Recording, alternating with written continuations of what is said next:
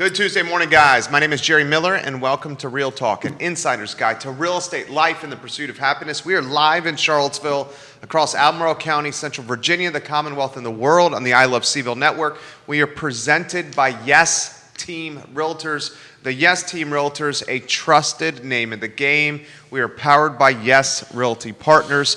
Today's program, I think, is going to be extremely informative. We're going to be talking homeowners associations and the impact they have on growth, development, zoning, and the future of their respective neighborhoods. We will take a look at these HOAs from a city standpoint, Sure.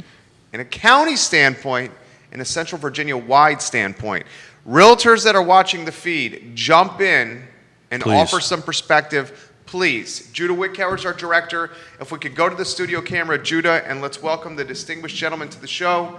Good Tuesday morning. Good Tuesday. I love Tuesday mornings. I love our Tuesday show. It's just me and you being me and you. I love the heck out of it. So the subtext of this is the good, the bad, and the ugly, right? Yeah. So with the realtors listening or anybody who's listening, chime in on what your good experiences, your not so good experiences, and your really ugly experiences with a homeowners association. And we were chatting off air. I mean, I guess the mics were hot or whatever they were before we went live. I think Lachlan Hill is the one that I know of is the only homeowners association in the city of Charlottesville, because it's half in Charlottesville and half in Albemarle County.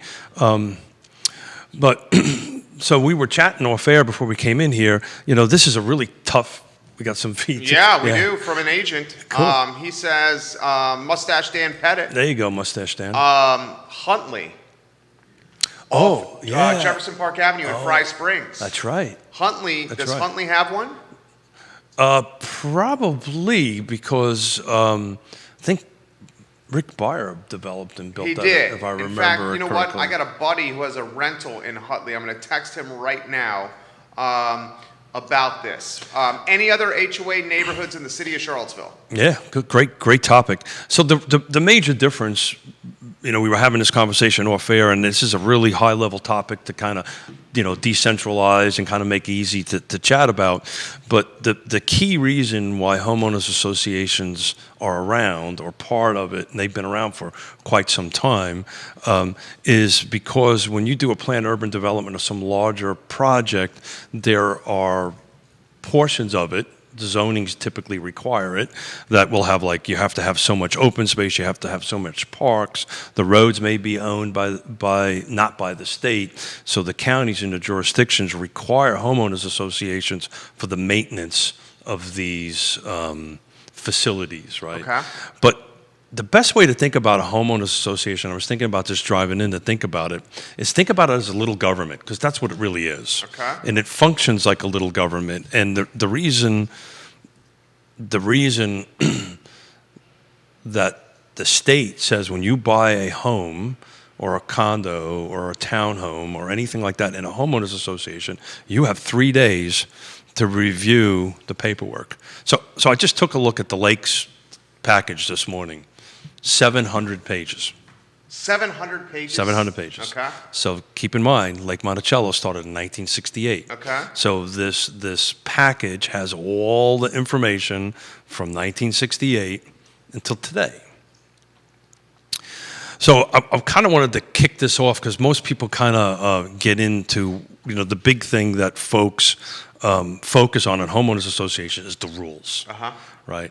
So there's certain rules that a homeowner association can make, as long as it doesn't violate or go up against the Property Owners Association Act. And we were talking about this off air. That coming this year, the state has added to this, 2021, as of July 1, that a homeowner association can't prevent you from growing marijuana on your property. Okay. There's rules, right? You can't have any more than 4 plants, right? It can't be visible from the street. It has to have your name on it, your contact information on the plant. Okay. And it has to have something that says on it that it's for your personal use. So if you live in a homeowners association and you follow all these rules and a homeowner association says, no, you're not allowed to grow that, then you pull out this ordinance and say, whoa, whoa, whoa, time out. The state has said that I can do this. And why can the state do that? Tell me. It's a Dillon rule state. Okay. So the state is the one that sets up all these regulations and rules. And we were talking off air, we were having this conversation, you and I, about the city's about ready, or hopefully, to adopt this missing middle thing. And you're of the opinion that subdivisions like Glenmore and these HOAs, they're going to Redfields, Mosby Mountain, Mill Creek, Lake Monticello, Foxcroft. all these different homeowners associations, values will go up. Yeah. And you're spot on. Yeah. Well, explain why. Well, so what's going to happen is... You help me get to this conclusion. I hope you understand that. Yeah. Now I'm worried. No. I mean, well, what's going to happen is if you don't want to live in a... super densely populated area. Well, super densely is a bit more of densely populated area than it is currently. Yes. Then that's where you're going to start gravitating to. But most of the folks that will oppose a subdivision that is next to, say, one of these larger subdivisions, they actually think it decreases their property value, and that is completely the opposite. It actually increases your property value, maybe for the same reason. There's multiple reasons, but maybe for the same reason that we're talking about is, okay, well, Keith and Yonna would prefer to live in, a lot that's a little bit larger than what's over there, then that's why I would gravitate. Has a little bit more room for the Holy Spirit, the Holy your Spirit, son or daughter, or your marijuana plants, or marijuana plants, That's or right. your son or daughter to play in the backyard. Yeah, and so it's interesting. It'll gravitate over to that way, but it's very important if you're going to buy a home in a homeowner association. All the realtors that we know that are in this community will make sure that this happens. But you do have 3 days. Once you receive this package, you have 3 days to review everything. And I refer to it as a nuclear get out of jail free card, right? If you don't have to give any reasons. You read it, you don't like it.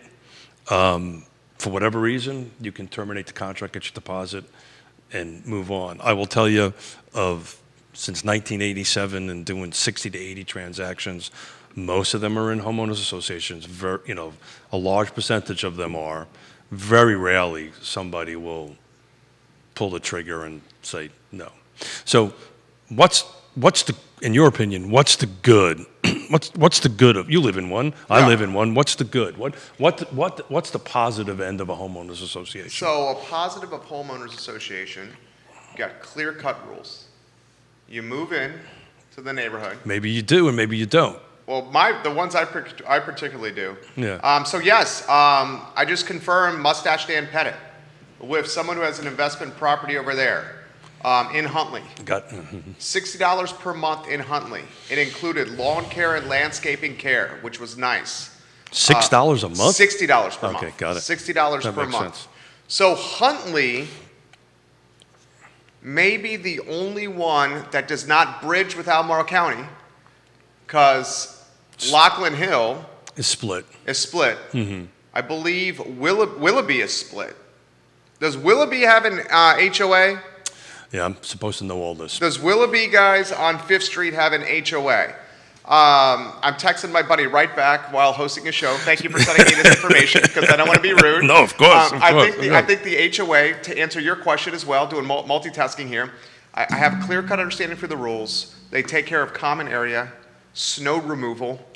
One of the HOA that I live in had some teenagers, in fact, that were speeding around the neighborhood, going too fast. So the HOA used money out of the coffers and set up radar. Oh, yeah, sure. And this radar actually catches your license plate. And then they send you a bill tied to your HOA. Sure. So if you go over, I think it's like 40 to 25, then you get popped for each mile over. The HOA also has a board of directors where you can go and talk to somebody about getting stuff done. Sure. Which I value that. Sure.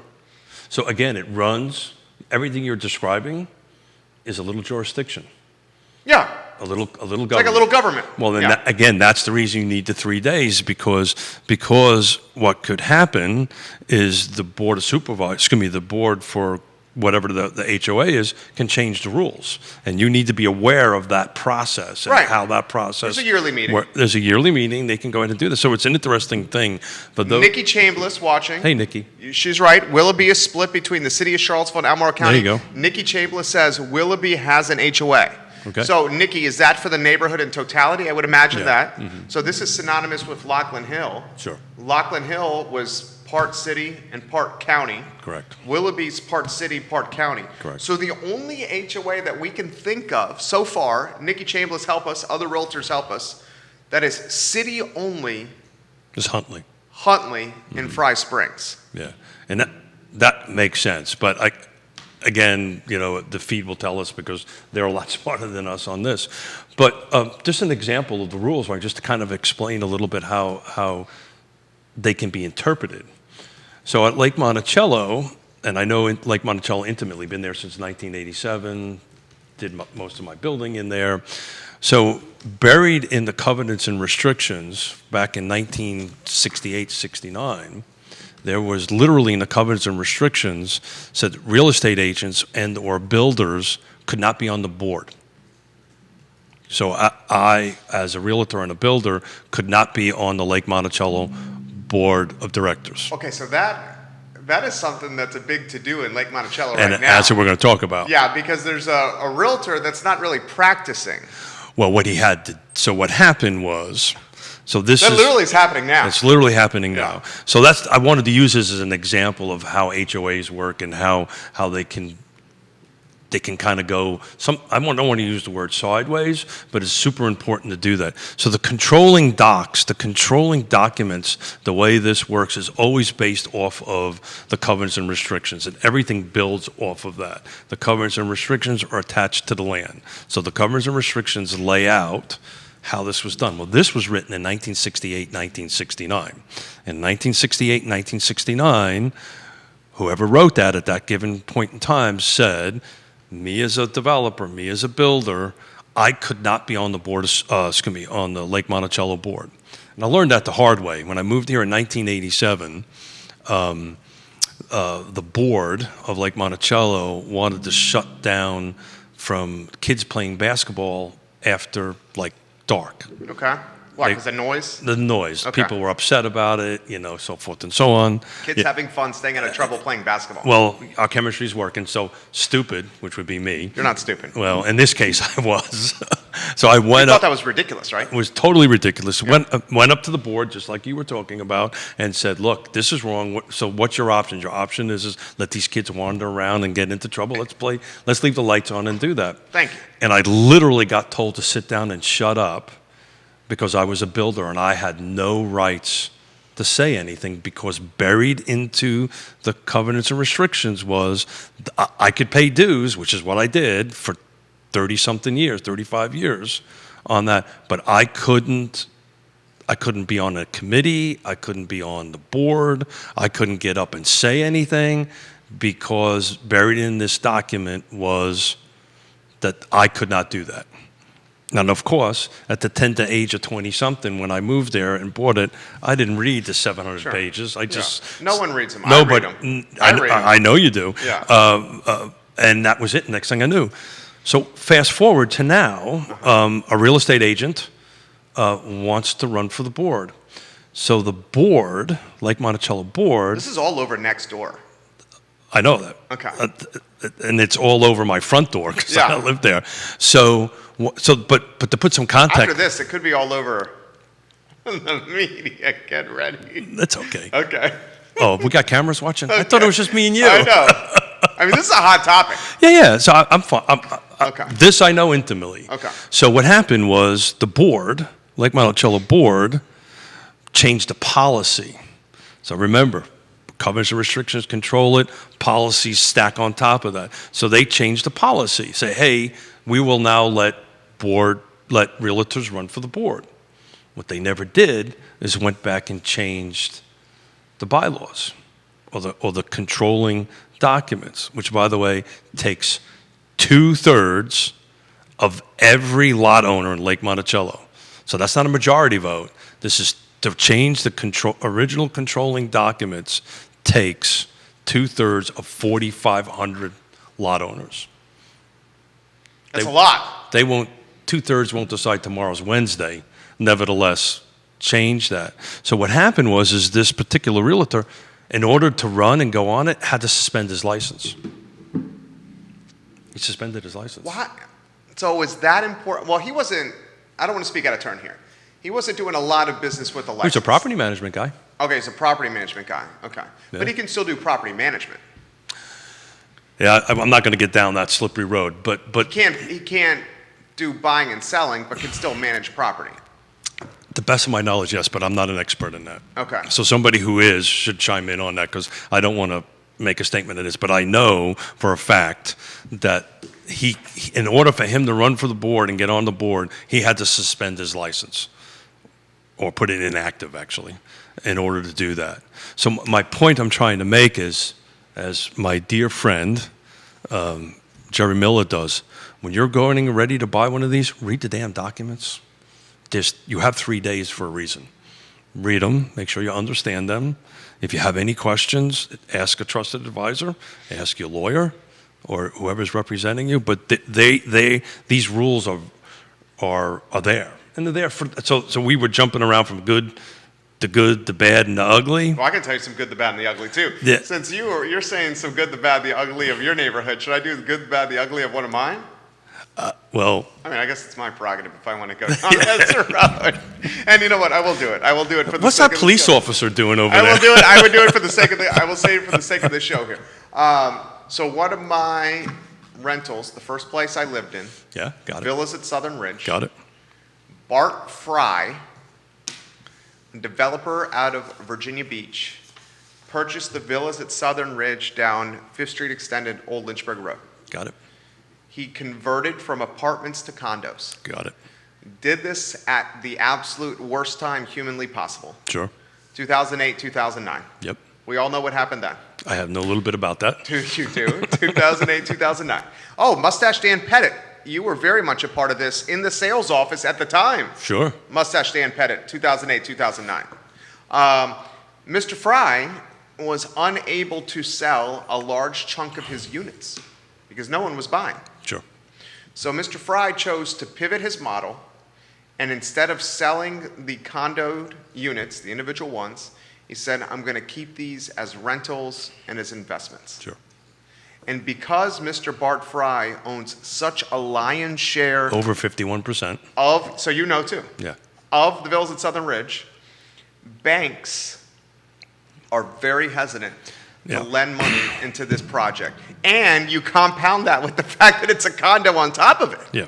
So that's called warrantable and non-warrantable. Yeah. Right. So a non-warrantable. So if You should see how contentious the HOA meetings are Sure. when Mr. Fry is not there, but he sends representation, and this representation's like, you know what?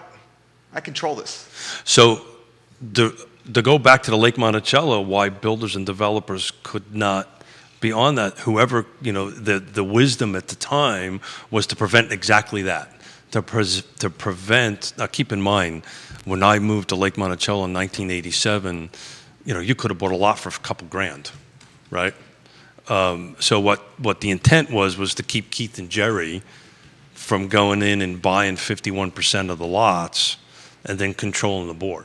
That was the intent at the time. Well, speaking of that, the Macklin building, Sure. this building, is a condoed building. But there's a huge difference. What's the big difference between a condo and, let's say, a homeowners association? The dirt. There you go. Yeah, the dirt. That's exactly the difference. So who owns the dirt here? The association does. Yeah. So the association got smart, Yeah. went out and bought the dirt, owns the dirt. Yeah. So you now on that board control both the dirt and the building. Right. Smart move. Yeah, so because of the percentage ownership in the building that I have tied, so the phone is blowing out right now. I gotta be very careful right now. My new, literally, so new rule, Smith's new rule, he puts fresh batteries in every show. So Smith is good. that little ding went in the middle of my head. Not because I'm hollow, but because of the hearing aids. But to my point and to your point, it's not wrong. It's just reading the documents and then purchasing property when it becomes available. Yeah. It's not Nothing nefarious. Nothing nefarious. I like that word. Yeah. Nefarious. Huh? Nefarious. Anyone could have purchased them when they came up. Yeah, totally. You see what I'm saying? Yeah. It's just super important to read the docs. to read the documents. And figure out what that percentage is. For this one here, it's 80% owner approval. So if someone owns over 80%, if someone owns... To change the base documents. Yeah. Got it. So if someone owns 20.1% of the units, that person controls the building. They can block it. Yeah. Block anything. Yeah. So it's interesting. You know, you should read that. You know, this is. You know, I will tell you 99.9% of any new developments that are going to come up now, and we were talking off air about a couple that's planned out in Fulvana County. There's a couple coming up in Greene County. These rural jurisdictions in particular, let's say outside the city of Charlottesville, when you start reading their subdivision ordinances, they require an HOA. So just by function, they're going to require an HOA, and the reason is because the county doesn't want to be burdened with maintaining the infrastructure, maintaining pools, maintaining all roads, that stuff. Common area. Correct. So they don't necessarily say you must have this, but they say to do a planned urban development, you have to have so much pools, you have to have so much active and open space, and oh, by the way, if you have that, you must have an HOA. So that's how they require it to go ahead and get it done.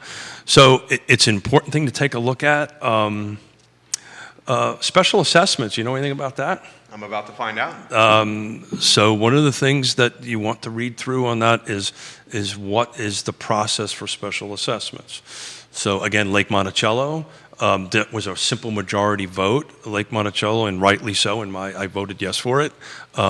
They spent 4 or 5 years ago, maybe more than that, $4 to $5 million to upgrade all their facilities. Most people don't know this, but they rebuilt the whole clubhouse. They rebuilt the brand new pool out there. They rebuilt the pro shop. I'm not a golf. I don't play golf at all, but supposedly it's pretty stellar. That drives value for the neighborhood. Absolutely. Even if you don't play golf. It's not talked about often, right? But that's what happened. So there was a special assessment. Do you have to be a member of the Lake Monticello Golf Club? No. So if you live in the neighborhood, you have access to the club? Correct. You have to pay to play. Okay. Right. So as far as Lake Monticello is concerned, if you want to swim, there's an extra fee. Extra fee for the pool. And like I said, we've been living there since '87. Other than going to swim meets, if I'm going to go swim, I'm going to go swim in the lake. Why go swim in a pool? But that's just me. Uh-huh. We have police officers out there, which most HOAs do not have. We actually have police force. A police force. Neighborhood force. They're actually, I don't know what the term is. Is that the only neighborhood in Central Virginia? That I don't know the answer to. Does Spring Creek have a police force? A neighborhood force? No. They have a... Nikki Chambliss? They have a security. This is a... they have a security what? Like security force. Like a security... like security folks. They don't have an actual... I'm looking for the term, and somebody can help me out. The Lake Monticello Police Department have full powers of police powers. Right. They can arrest you. They can That's the only one in Central Virginia. Well, it's interesting, and a shout out to Michael Guthrie. He taught me this. Reston, the town of Reston, is actually a homeowners association. The town of Reston. So Reston is an actual homeowners association, and it was created in, I can't remember what year, in the 60s or something like this. So it's actually the town of Reston. Everybody thinks it's a city. It's not. It's a homeowners association. And I suspect they have police, and that's in Virginia. But locally, the Lake Monticello is a certified cops. They have to go to training and all. The neighborhood I grew up in, Williamsburg, has the same. They have actually police officers? Kings Mill. Yeah. In Williamsburg. Sure. And I got in a little trouble with the law with Johnny Law, a 16 or 17-year-old with those guys. I don't believe that. To the point they knew mom and dad's name, where I lived, my name, and said, "You again?" So I think that might be the only one. Brought you by the scruff of your neck? Pretty much. Yeah. Yeah, pretty much. Yeah. And you didn't fear the cops. You feared when you got home, right?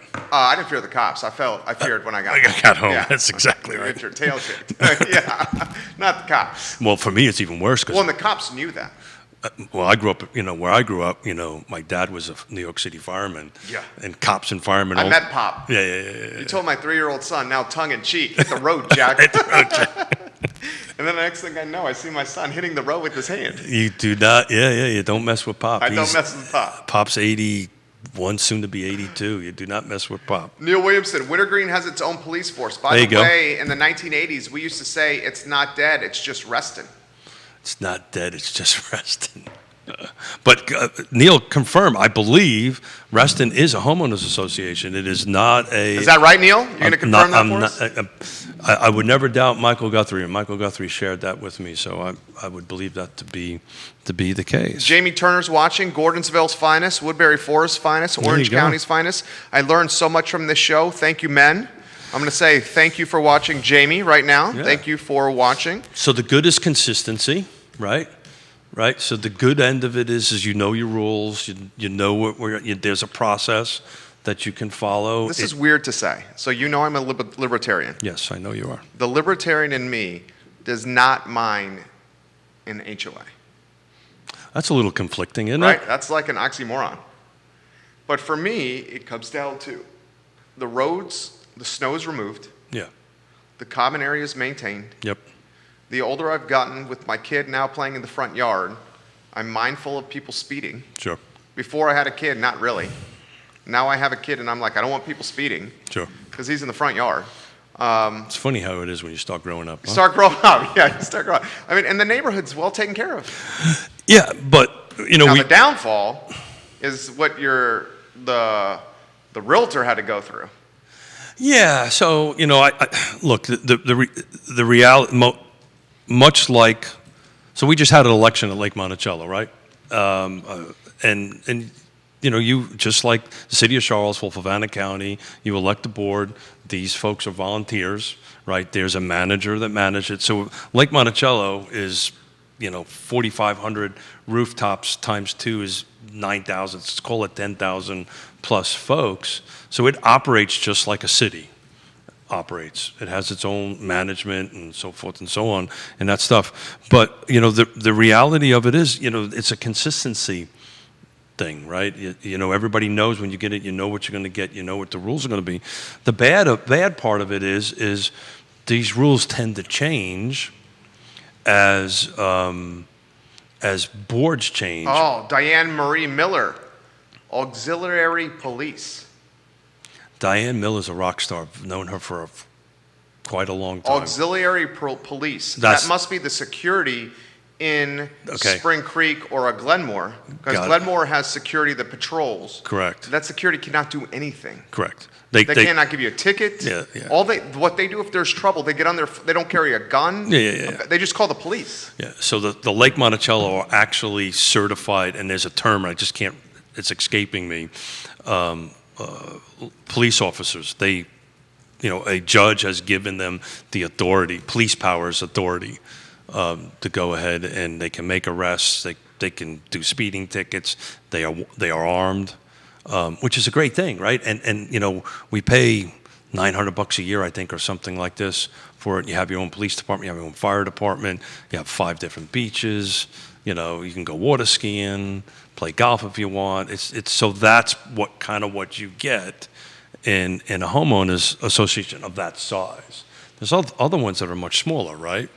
They basically the $60 a month version of it, where all Huntley's doing is snow removal. Yeah. And they have like a teeny little area for kids to play in. So what the controlling docs on that would say is basically everything that the city ordinance does is applicable to us. Right. Right. And Lake Monticello and some of the largest ones, the city ordinance or the county ordinance are the starting points, and they are allowed to be more restrictive on top of that. Again, it's another reason why you need 3 more days to do it. And to circle it back to why I think our conversation we were having just off camera and off thing, if this mixed use gets adopted, even in Havana County. What do you call it, mixed use?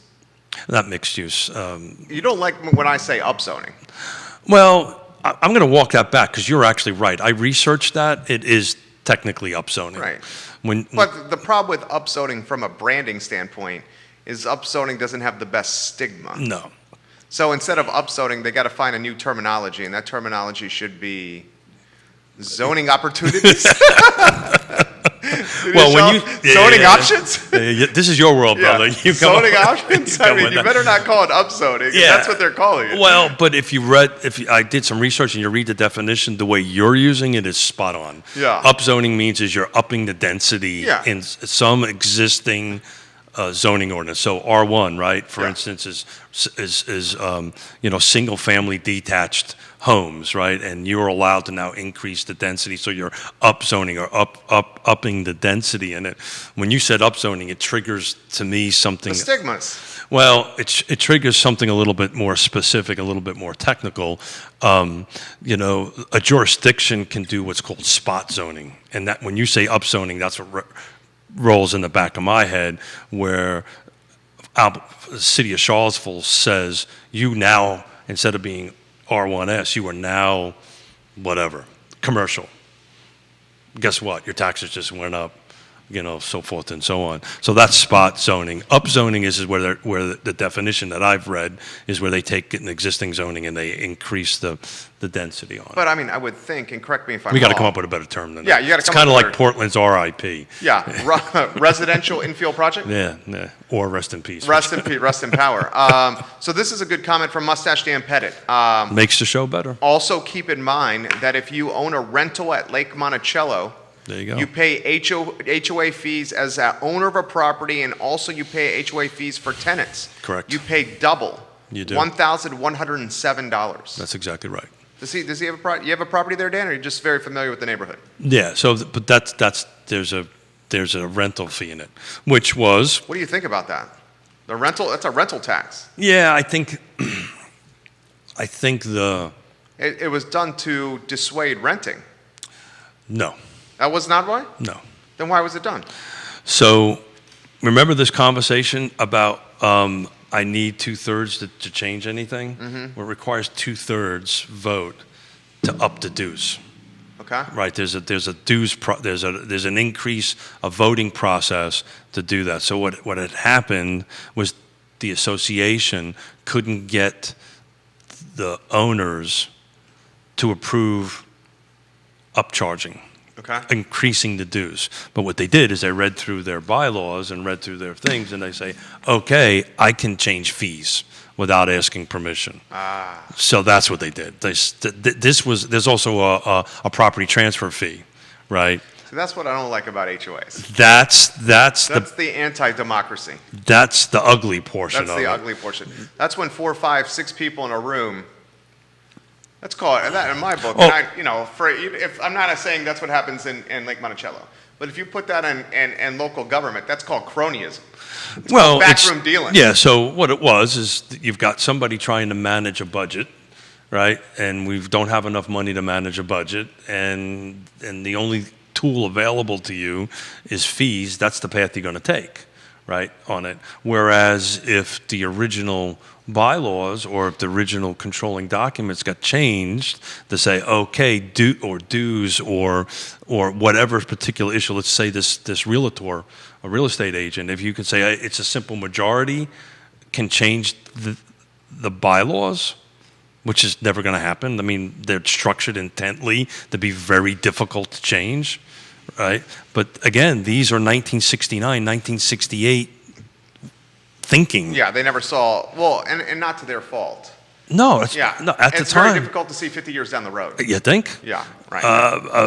Same with this building. We're trying to project the next 10 years in real estate, what's going to happen in the market. The docs for this one were done in 1982. Yeah. And when the docs were done, Mr. Macklin never anticipated someone owning more than 20% of the building.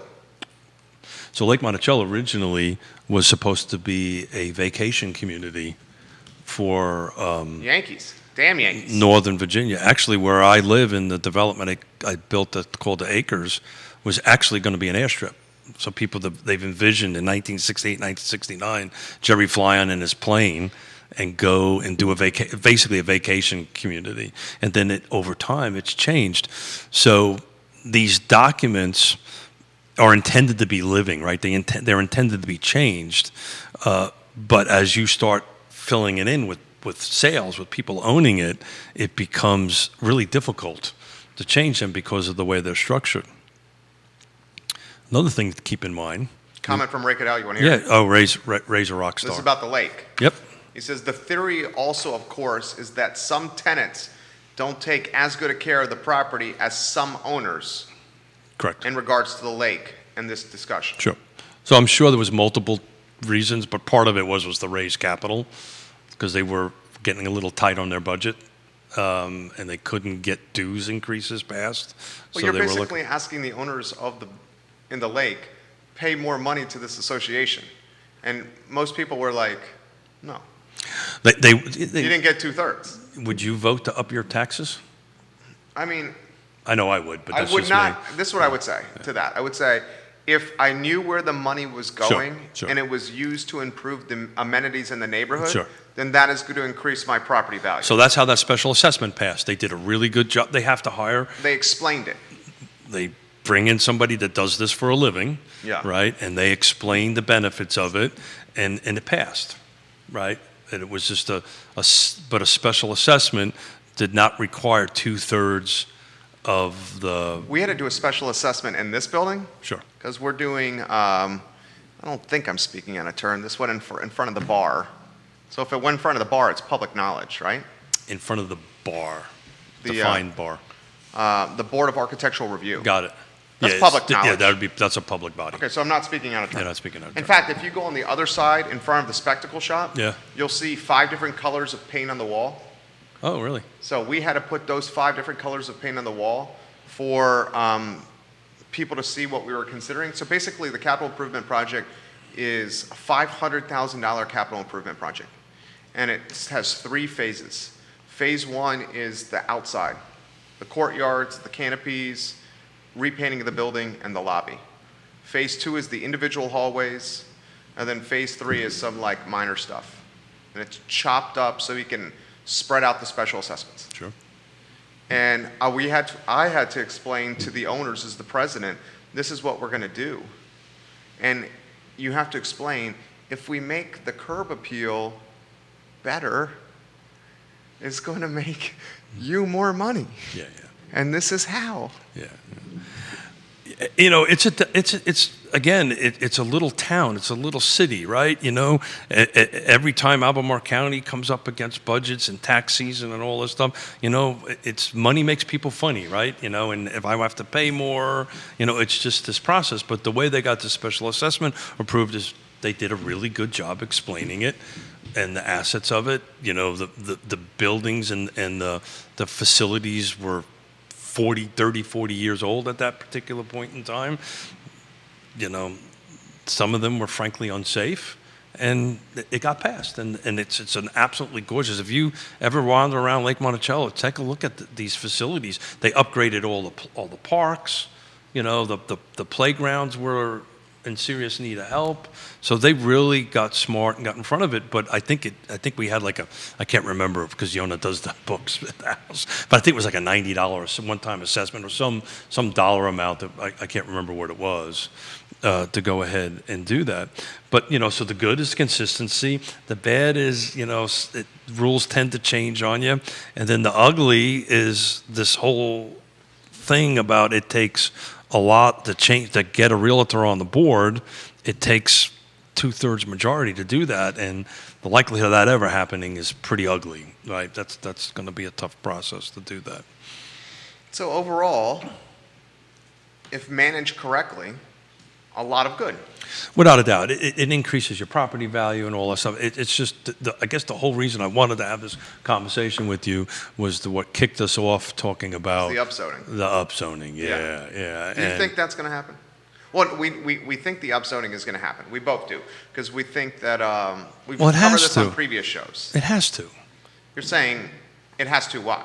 It has to happen because we're 5.5 million units short. Okay. Well, it doesn't. We hope it happens, but it doesn't have to happen. Well, it's still going to need 3 out of 5 people saying yes. That's correct. Now, we've done some predictions and think that we know Michael Payne's not going to say no to this. We know Nakia Walker, if she's reelected in November, Nakia Walker's not going to say no to this. Sure. Well, I don't know for a fact. When I say have to, in my opinion, if we don't increase density, what's going to happen? So you're an advertising guy, right? If you don't increase... If I don't advertise, if I don't market, if I don't hire Jerry Miller to manage my brand... Your business is not going to grow. Nothing happens. Yeah.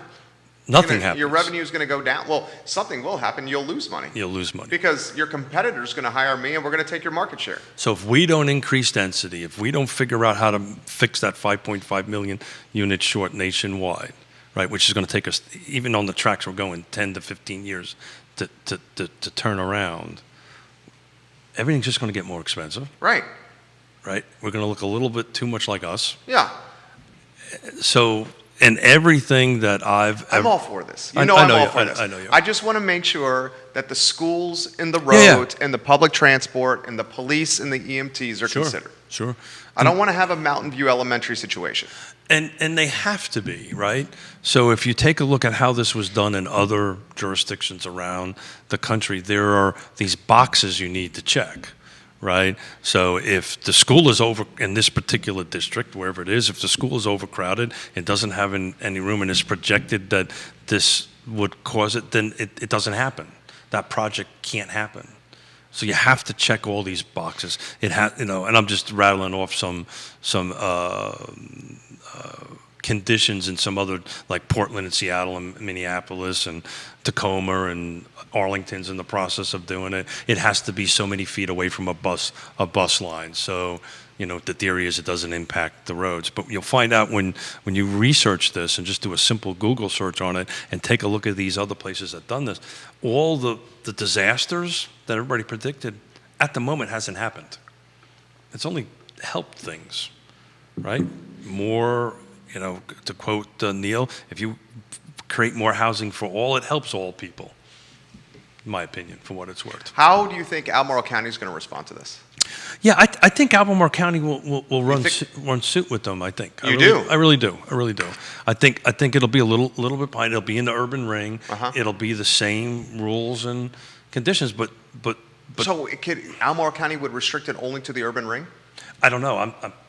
You're spitballing. We're just crystal balling here, right? But I would suspect. What do you think, Neil Williamson? You're watching. Yeah, I would suspect it would be in their growth areas, right? So each jurisdictions have designated growth areas. Sure. So in these designated growth areas, you do that. But to talk about that, let's assume that this is going to happen in Crozet, right? It can't happen in Old Trail because Old Trail is an HOA. Yeah. Right. So it can't happen. Well, okay. Help me understand this.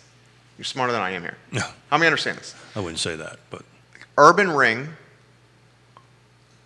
Mill Creek, Lake Renovia, Foxcroft, Red Fields, Mosby Mountain, Oak Hill Farm. Got it. All in the urban ring. Got it. All HOA neighborhoods. Yep. Can't happen there, right?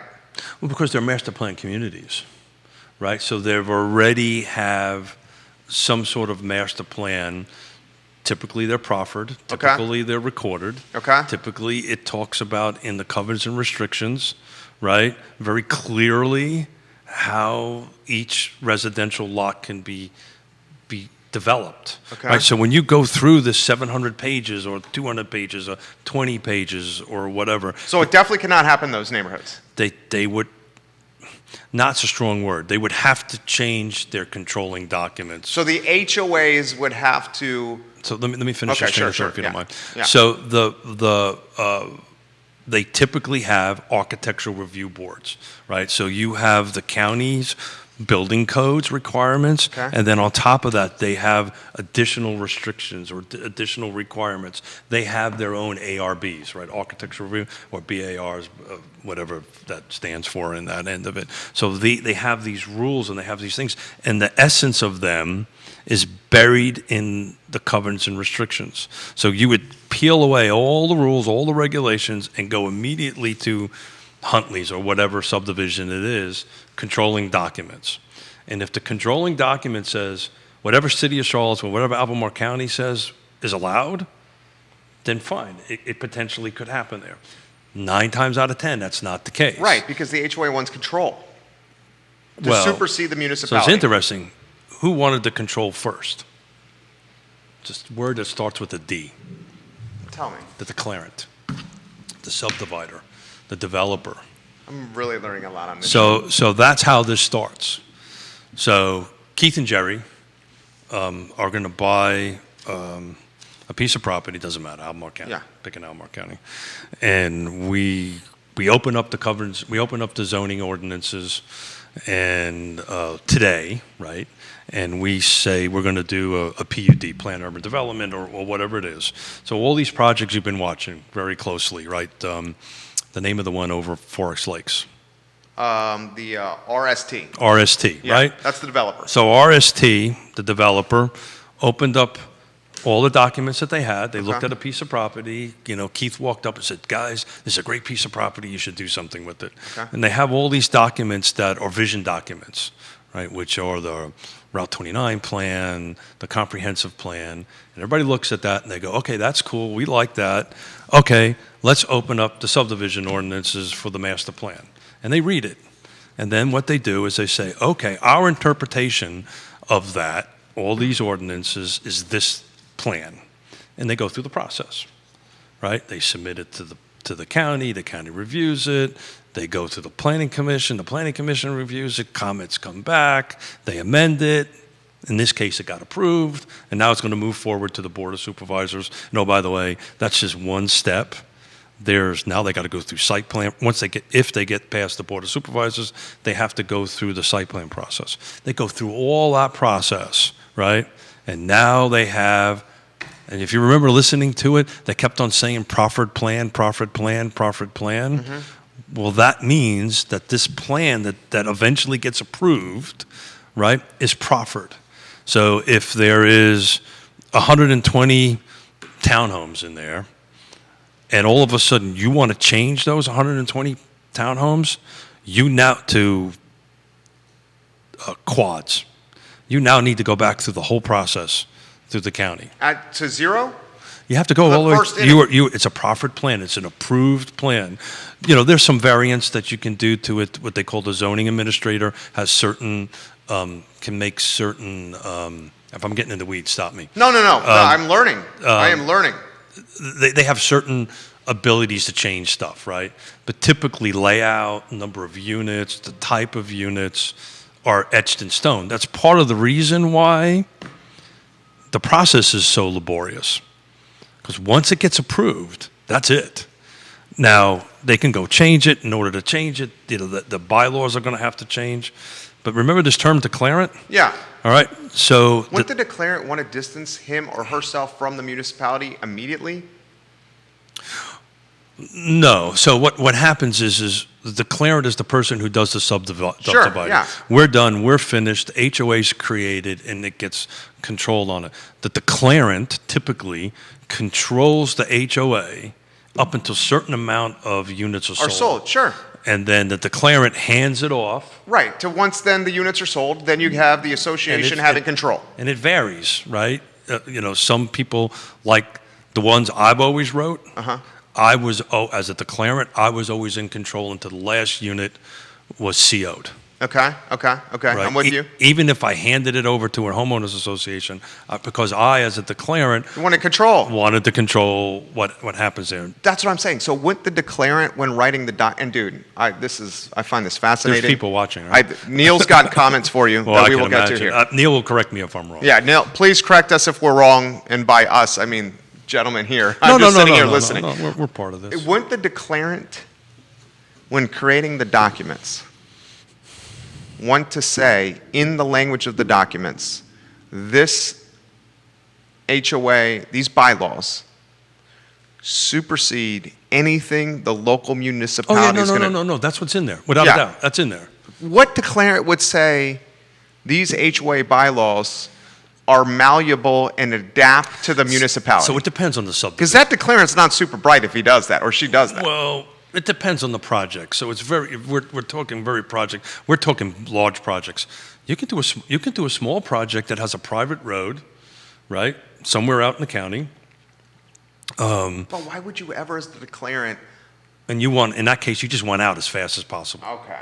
Right. You want out as that one there. you want out as fast as possible, right? Because you want out as fast as possible. You want to hand that road over as fast as possible. There you go. But when you're in a subdivision that are hundreds and hundreds and hundreds and hundreds and hundreds and hundreds of lots, right? There's this You whole. got to hedge your risk, and by hedging your risk, you're maintaining control. Well, controls are maybe a strong word. You want to be able to pivot as the market changes. Okay, so maybe control's not the right. You want autonomy.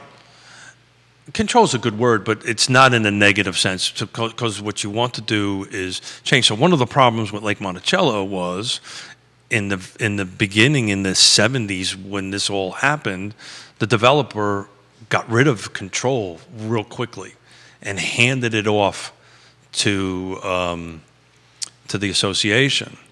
And so what happened was they couldn't amend the bylaws at that point. So the developer, and I believe it was Faulkner, if I remember correctly, and Neil will correct me if I'm wrong. But in any event, so it's this kind of balance of it, but it's from a purchaser's perspective, and if you're in a new subdivision, you really want to read these things closely and seek advice. But I'm curious on what Neil's take on things are, and if I'm going sideways on him. He says, watch the Planning Commission tonight and see how Crozet's master plan plays out, and how residents, many in a neighboring HOA, feel about increased density. Yeah. That neighboring HOA has got to be Old Trail. Yeah. You're alluding to Old Trail. Is that not right, Neil Williamson? So he says, watch the Planning Commission tonight and see how Crozet master plan plays out and how residents in Old Trail feel about increased density. So if I'm reading between the lines here, and Neil, you have the sophistication of a Rolex watch. You're very sophisticated, my friend. He's basically saying, and I'm going to be very direct, that Old Trail's vehemently opposed to increased density in Crozet. That's what he just said right there. Yeah, and he just said it very sophisticated. Yeah, but this is part of the process, right? Right, and you can't necessarily blame Old Trail. It's part of the process. It's part of the process. There's a subdivision that is being planned, actually by me at Lake in Flavanna County, and part of the process is I got a notice because I'm within a certain distance of the thing that a subdivision is coming up, right? So it's part of the process to go through that, and it's also, as Neil once said, and I use the term non-obligatory document. Whoa.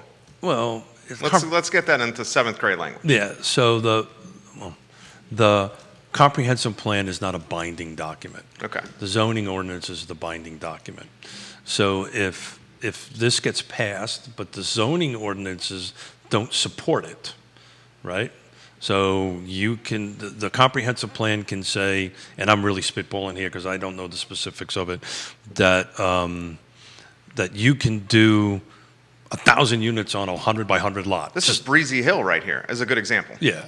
Let's just say that's what the comprehensive plan says. Yeah. You're spitballing. I'm exaggerating big time. Okay. But if the zoning ordinance only says I can put one on there, the comprehensive plan really doesn't mean anything. So that's why in the conversation we had with Sean and Neil, and Sean in particular was articulating this. I'm using big words today. Yes, you are. And you're using them accurately. Huh? Rock. Rock.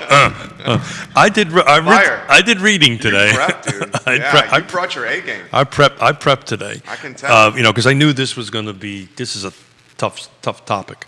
We're not talking about rainbows and puppies. Yeah, we're talking about real stuff. Real stuff here. Real stuff that affects. Real talk. We're talking real talk. Real talk. Yeah, there you go. This is real talk. Look at you. Look at you. So now I lost my train of thought. Thanks. Documents that are an obligation. Yeah. So the Sean, thank you. So what Sean was saying is this, and Neil too. This is great. Get involved in this thing. I'm referring back to the city land use plan and the city comprehensive plan, just to kind of bring it away from Crozet back to Charlottesville. But it's the same for any jurisdiction.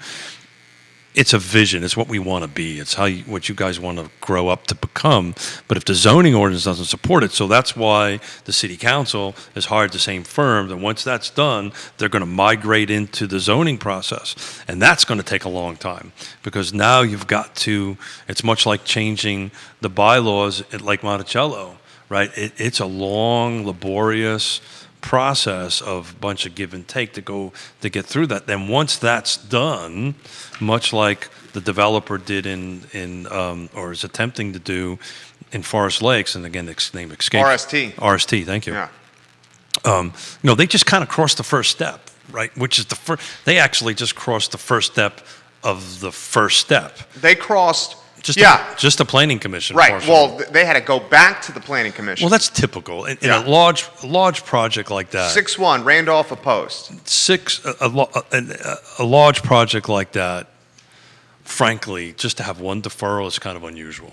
It's usually one or two, a couple, because what happens, they go back, they tweak it, they go back, because it's kind of you don't really know how everybody feels about it until they start telling you about it. I got a message from,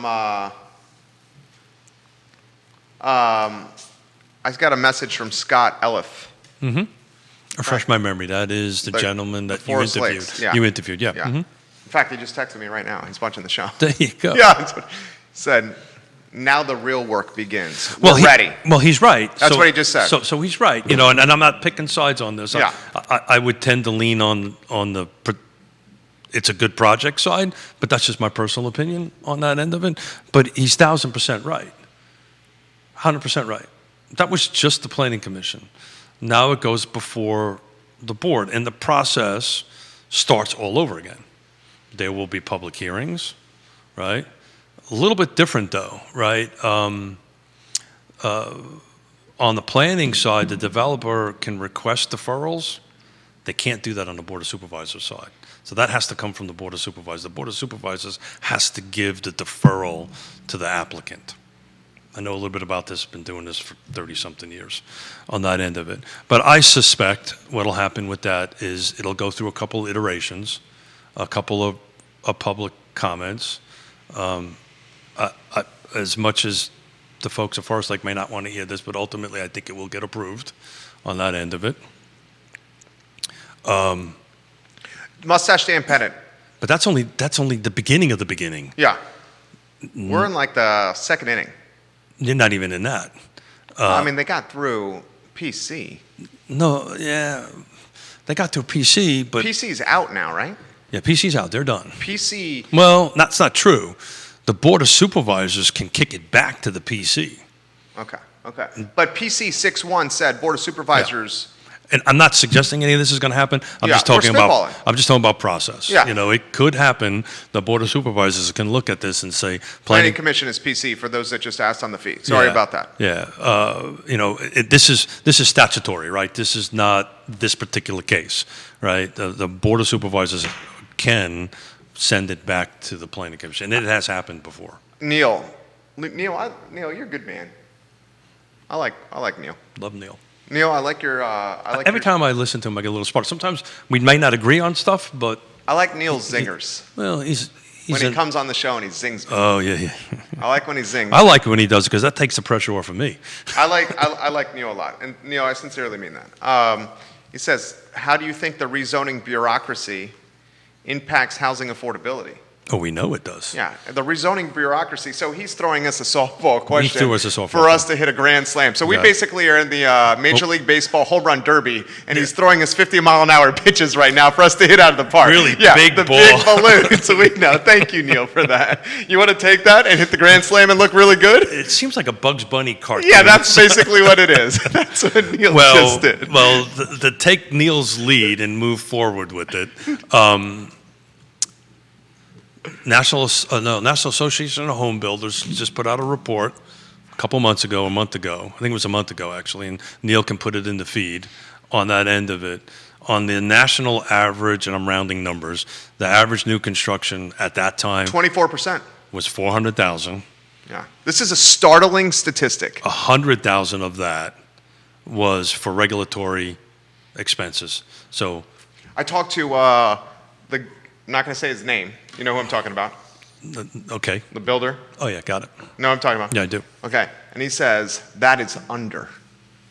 Yeah, no, that is low. That's average. That's country, nationwide. For what he's doing. He says that is low. That's nationwide. Yeah, and it's a balance, right? So the process RST, is that what it is? RST's RST. RST, can you get a name? Oh, dude. Please, I RST, researched get a it. name. I researched it this morning because I knew this was going to come up. What's the name of the subdivision? Does anybody know the name of it? Because normally the application has to have a name of a subdivision. I have no idea what it is. And again, I don't have a dog in the fight. Right. My view always is RST Development is the name of the company. Got it. So we're short 5.5 million units. The inventory is low. More is going to help the inventory end of it, but there is a process we have to go through and all this stuff.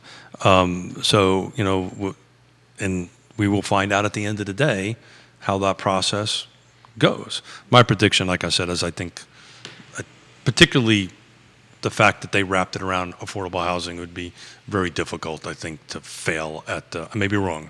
I may be eating my words here in a little while. Well, now, okay, and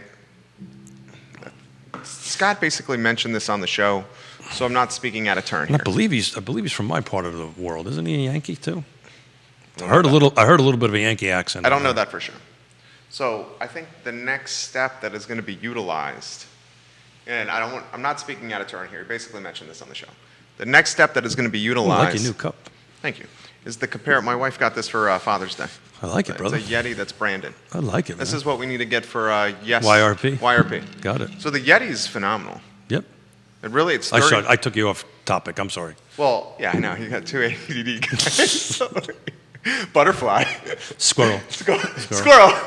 What movie is that from? Is it Waterboy? No. What is it? No, Up. Come on. Up. The cartoon Up. Oh, okay. Yeah, little Trey. Trey ain't there yet.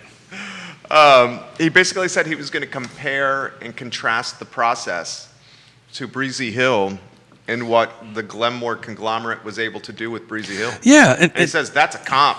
And what you guys did, this is what you did with Breezy Hill. It's not the same project, though. That's the thing I said to him. It's not the same project. Different project. Different project. And different affordability opportunities. That was my response to him. Yeah, it's a different project. It's set up differently. I don't know enough. I haven't researched it enough to dig into it, but it's two very different projects. Mustache Dan Pettit has a zinger for you. Would you expect anything else? No, I'm anticipating greatness here. Do you think? Can you predict what the zinger is about you dropping all this knowledge? No. You can predict it. Yeah, it's probably not flattering. He said he learned all this from Yonna. Of course. He learned all this from Yonna. See, you think these hearing aids are for me to hear? She's talking at YRP office right now. This is what you say, Keith. Literally, these hearing aids are not because I got my ass blown up in 1983 and when I was in the Marine Corps. This is Yonna talking to me. This is what you say, Keith. He just can listen really quickly and speak immediately. He says Belvedere has the garage with rental unit above. Sure. They have HOA. Correct. You could do ADU in Albemarle County and other areas if Correct. approved. How did Belvedere do that? Oh, it has. So Albemarle County has an ADU ordinance.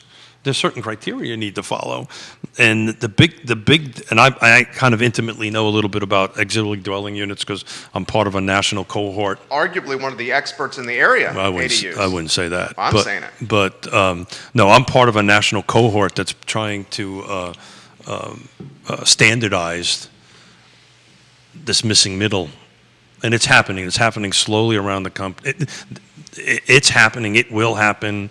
The YIMBYism movement was yes in my backyard versus no, not in my backyard. NIMBYs in it is growing, but in any event, here's the major roadblock. My hearing aid's back kicked in now again. I can actually hear what I'm saying.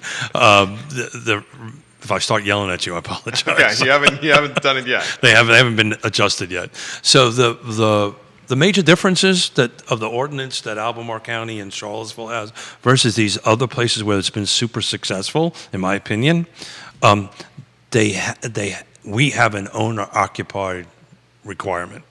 So that means you have to own the property, own the main home in order to add an ADU to it. And what has happened, what they found out in these other jurisdictions, Minnesota, all these Midwest and Western states, that when they had that in there, their foreclosure rates went through the roof. And the reason was that these are not easy to do. These are not easy to navigate. These are difficult to navigate the ordinances, right? Because there's a detailed ordinance of what you need to do in order to do that. And what was happening is they were borrowing money to do this.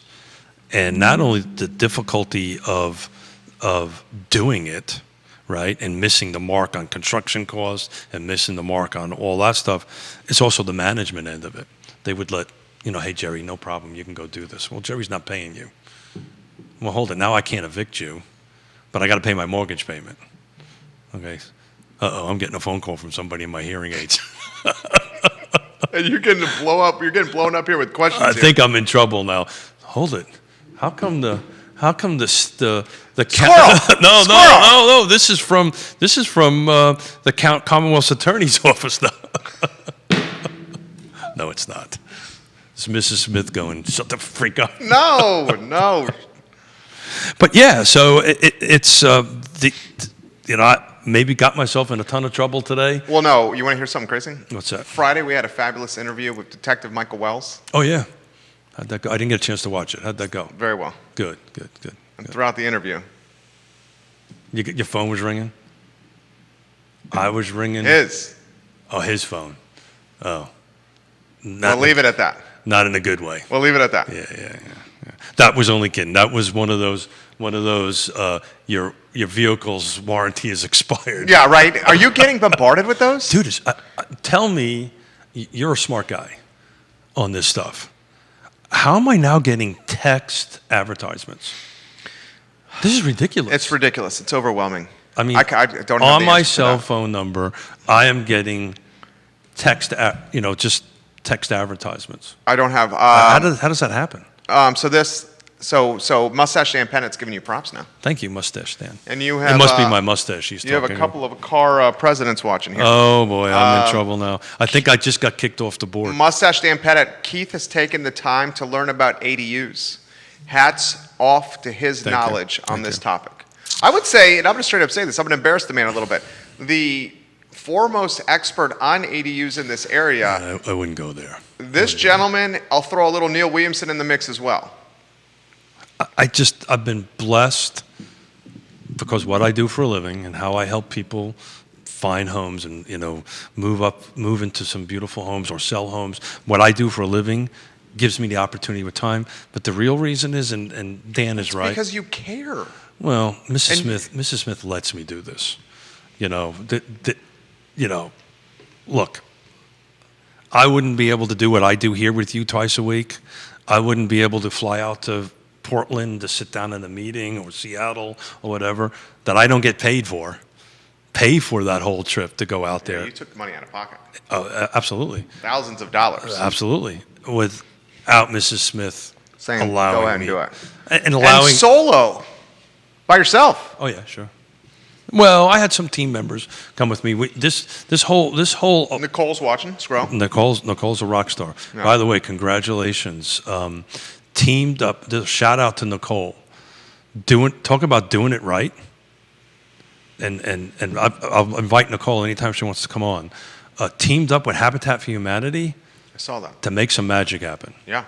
So that is how it's done, folks.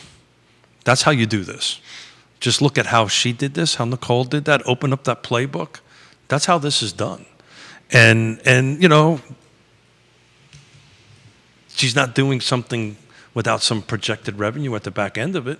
Well, I know. She's running a business. Right. It's called social entrepreneur, conscious capitalism. You've got to do that. There you go. Yeah. But she's doing the right thing. She is doing a project. So I got the specs if you want me to relay them. It's on her Twitter. Sure. So I'll read it verbatim from her Twitter. It's funny. There's only two people I follow on Twitter. It's you and Nicole. You follow Neil. Oh, Neil. That's right. I forgot about Neil. I always forget about him. She says, our 999 Rio Road project will have 25 units. And by partnering with Habitat for Humanity Charlottesville, of that 25 total, 24% will be affordable. So what's the price? What's the AMI price point. In other words, if I remember correctly, I think they're trying to hit somewhere around 30%, maybe 40. I may have that wrong. She says the original hope was that we'd provide affordability ourselves by lowering the per unit cost of land, i.e. increasing density. That dream took a big hit when our project stalled before the Board of Supervisors, and we had to cut density by 40%. I still thought we might be able to build a few small, approximately 800 square foot homes, $270,000 a home, that's 80% AMI. After COVID-19 collapsed the market for office space, small part of the project, and an increasing cost of materials, we had to shift to partnering with a nonprofit to achieve affordability. From grants, donations, they subsidize costs where we cannot. That's exactly right. So who to partner with? In Charlottesville, the choices are really Habitat for Humanity, Thomas Jefferson Community Land Trust. Thank you, Nicole. I hope New Hill Development Corporation comes on the scene, but they are still in the infancy stages. Yep. Shocks me that they're still in the infancy stages. I'm not knocking anyone, but it's been a while that New Hill's been around. Yeah, Then she continues about the difference between Habitat and TG. You want to hear? Yeah. I know what Nicole and I have had this conversation, the difference, but go ahead. She says, for the difference between Habitat and the Thomas Jefferson Community Land Trust.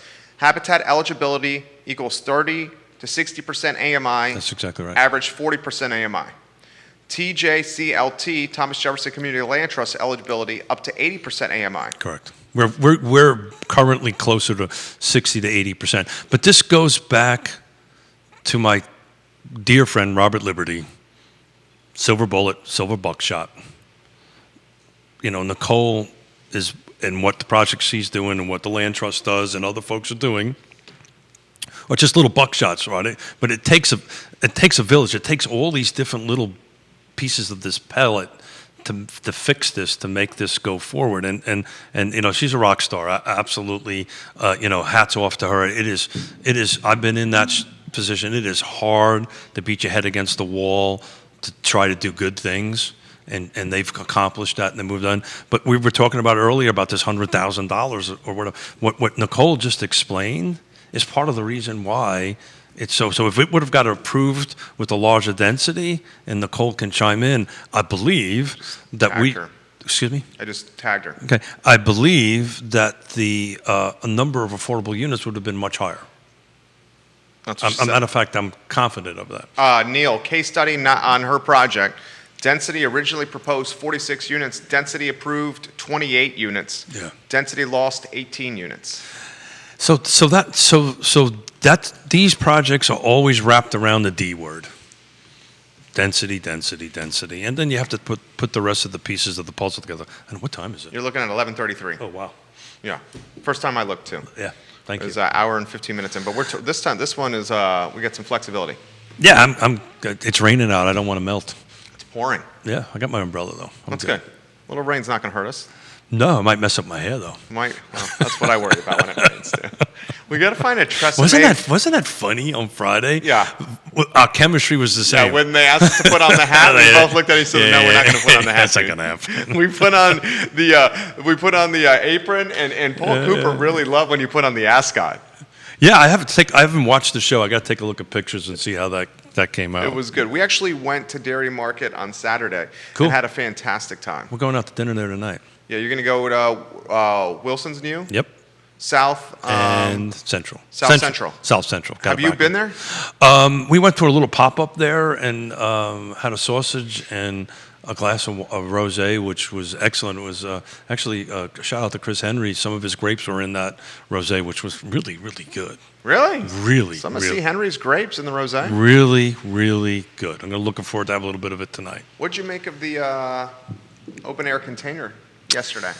Yeah. 2 people asking for more information. 3 people greenlit it right away. Can you name the 3 people on council? Yeah, I followed it. Look, I'm going to defend. I'm going to just. Yeah, you're going to go to bat for MP here. I'm going to go to bat for Michael. Okay. Why not go to bat for the mayor here? Or the mayor. I would go to bat. Go to bat for whoever asks for more information. Okay. Both of them. I had a little toe-to-toe with him. Yeah, I know that. I watched it. I didn't. Okay, I'll go, then you go. No. You go. You started, so let 20% vacancy rate. Yeah. The mall is a shadow of its former self. But nobody said I can't speak for the mayor, but I did follow. I did actually listen to it. Went back and listened to it. Mr. Payne never said he wasn't in support of it. He just wanted some more information. How you present it Yeah. and how it was characterized. Yeah. Perception is reality. I get it. And the perception is Snook, Hill, and McGill, greenlit, let's make it happen immediately. So that's all you need. Well, that's 3 of 5. Yeah. And you got majority there. McGill, her brother, Lauren Mendoza, one of the co-owners of Lampo. Yeah. Snook, small business owner. So let's turn this back to the subdivision we just talked about, which please name the damn thing in Forest Lakes. Generally, these things, Mr. Miller, Yeah. and you'll find out once you're on the Board of Supervisors, generally these things never fly through in the first reading. They never fly through on the first reading. So all they were looking for, had some more questions, ask some more information. I think ultimately it's going to get adopted. Me too. And I think ultimately it'll be close to a 5-0, maybe I think it's going to be 4-1. maybe 4-1. You know who I think is going to be the... Yeah, it'll be the mayor, I'm sure. Yeah. But the reality of it is ultimately we'll get passed. I think some of the questions that Michael was asking are legitimate, right? And we can't do this now, right? Because July 1, we can do it. it's not July 1. July 1 According to my watch, it's the 22nd. Hold on. Do you know the knuckles thing? So the top knuckles, January is 31 days. I'm just looking at my Apple January, Watch. February, March, Says- April, May, June. So there's 30 days in June. I just did the knuckles thing. So we have less than 8 days left till this July 1. Every day that ticks by. How did I know we were going to talk about this Well, I today? mean, it means a lot to you. It means a lot to me, yeah. Every It day mean- that ticks by, and this isn't a green lit right away, means that these restaurateurs have to carry more debt service payment. I agree. I'm And not, they're on the brink of collapse. brother, I'm not Yeah. disagreeing with any of what you're saying. I'm not disagreeing that I've told you publicly and privately, I think it's a great idea. I'm just defending Michael and the mayor's need for Due diligence? we can call it due diligence, which is what they should do, right? But at the end of the day, I think this will come back in July. When's the next board meeting? The council meeting. So it's what, once a... Neil would know that. Yeah, what's the next council meeting, Neil Williamson? Can you let us know that? Let us know your thoughts on that, Neil Williamson. So it would be under, I think it was under new business, if I remember correctly. Yeah, I mean, it was the Office of Economic Development presenting the concept to council. Correct. So it was so let's stop for a second. Okay. It was a presentation. Right. So as one who chairs a bunch of these things, right? So when I read the agenda, I knew they weren't going to take a vote, right? Because it wasn't an action item. So it was a presentation. So that was the intent of this. This was a presentation. This was the intent to give education to the public, give education to the, I said the Board of Supervisors, the City Council. Right. Gives an opportunity to ask questions. This is part of the process. It's slow. I get it. It hurts. I get it. Neil says City Council work session this afternoon, right now, this afternoon. So on this topic, Neil? It may not be on the agenda. Is the work session about this afternoon, Neil Williamson? Yeah. And typically in work sessions, they won't take action. It's not a...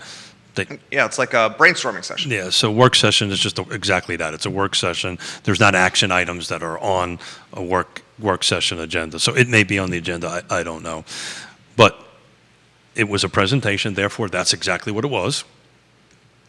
Chance for debate, chance for conversation.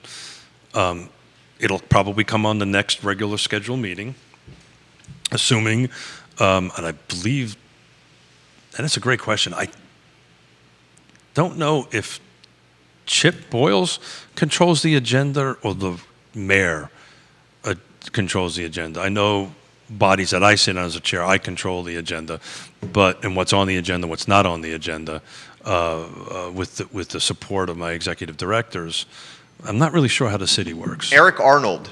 Eric, are you watching? Eric Arnold says this. In fact, I'm going to say I am mentioning. Who's up 12:30 for you today? Right now on Real Talk, Alex. Oh yeah, Alex is home. I love talking with Alex Serpi, who's Alex- watching. He's watching the show. Alex now. would be a great part of this conversation. Alex Serpi is watching the show right now.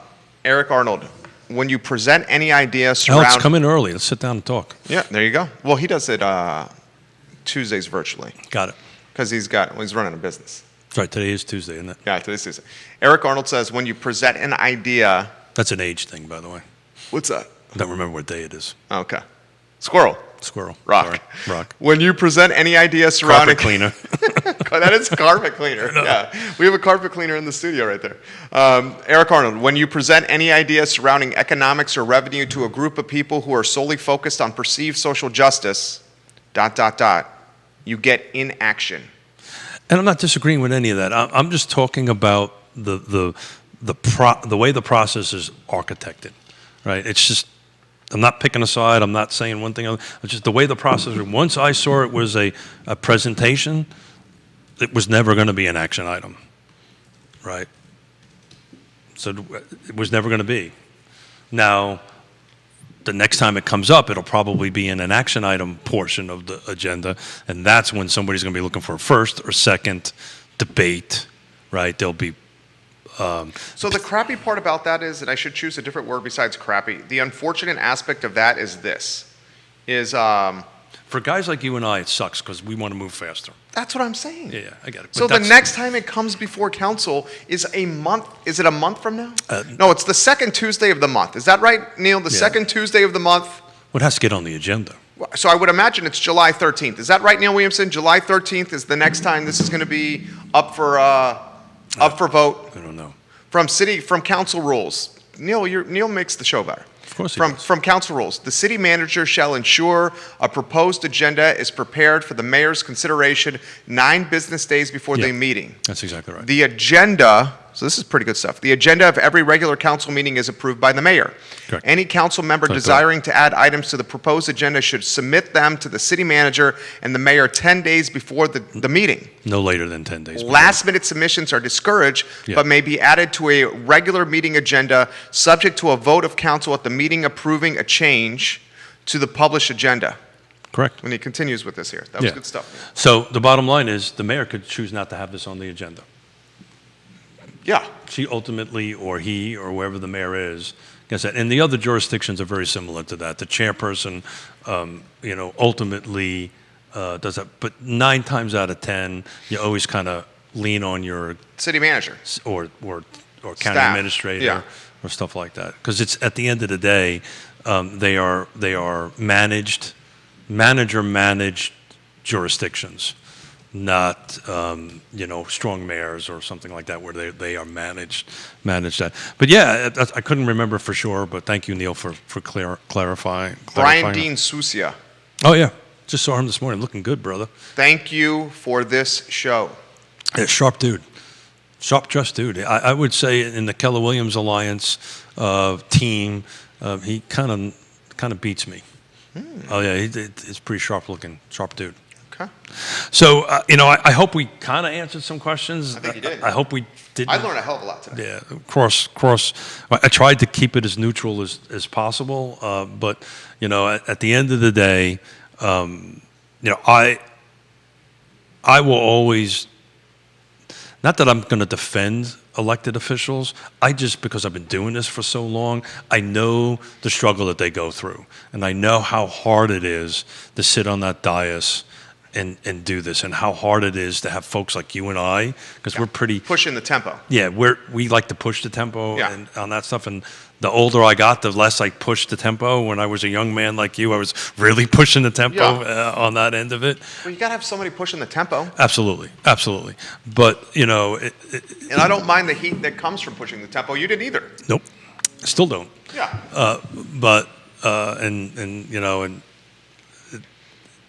I'm as my wife would say, Keith, you're a little bit of an opinionated man. So I am an opinionated man, and that's okay. God bless America. I can have my opinion, but the reality of it is back on this end of the stuff. I ultimately think it's going to pass. I ultimately think it's a great idea. Ultimately, I think it's a win-win. I'm not deep into the how, and I think that's where Michael's coming from. He wants to know the logistics. He wants to know logistics. How does this work? How do you close off the streets? I think how you say it. Because perception is reality in the age of social. I'm going to stop you right there, brother. I got to do this to you. Okay. And I'm going to defend these guys. Okay. Again, you and I do this. Sure. How many times a week? Twice a week. Twice a week. 3 to 4 hours a week. Easily. There's not a single show that I walk away going, shit, I wish I would have said this differently. I totally get that. So just totally get just that. to say that. The difference is... You know I love you. The difference is... That I won't walk back. You're not on the dais right now. And the perception is, this is how you say it. I think this is a great idea that we should get behind, but we need to consider the logistical cost associated with this great idea. So there's not a show that goes by that I wish, damn, I wish I would have said that like Jerry. You are really, really good at thinking on your feet. Sure, it's a lot of practice. I've been doing this for 20 years. I understand that. Yeah. Michael has not. That's fair. That, I'll give you that. Michael has not. That's a fair point. Maybe if you sat down and had a coffee with him in your wonderful I Love Charlottesville Yeti cup, Thank you. He might say, I wish I would have said it differently. I don't know that for a fact. I think he would. On that end of it. But that doesn't change the intent on that end of it. It's just hard, man. My hat's off to you. I wrap up these shows and go, and I'll do this today, walking in the rain going, man, I wish I didn't say that, or this was horrible. I did a lousy job. Well, I don't get that from you. Well, I do that to myself. Right. And I take this very seriously because Scott's watching and there's people watching and I take what I say. Scott Morris is watching too. Scott Morris is a rock star. He said, Jerry, update the logo on the screen. Oh, that's me. No, we just updated it. He got it. Judah did it on the fly. Oh. Literally sent me a text. Yeah, that was me. I was supposed to send that to Judah last week, and I missed doing it. Sorry about that, Scott. Yeah, that's on me. I said, awesome, thank you. I own that 100%. Yeah. That was on me. Forgot to do that. I was decompressing from a wedding. Still decompressing from a wedding. We've set a record. Are we? What time is it? 47. Cool. You now have the record. Well, the record was with... QB. No. Oh, Jerry Market? No. Neil and that was a record. We went to 12 on that one. Did we go to noon? I don't think we did go to noon. I think we just go back, watch the tape, roll the tape. Roll the tape. I remember because I was watching my watch, making sure everybody talked until 12 o'clock. That was our longest one. Okay.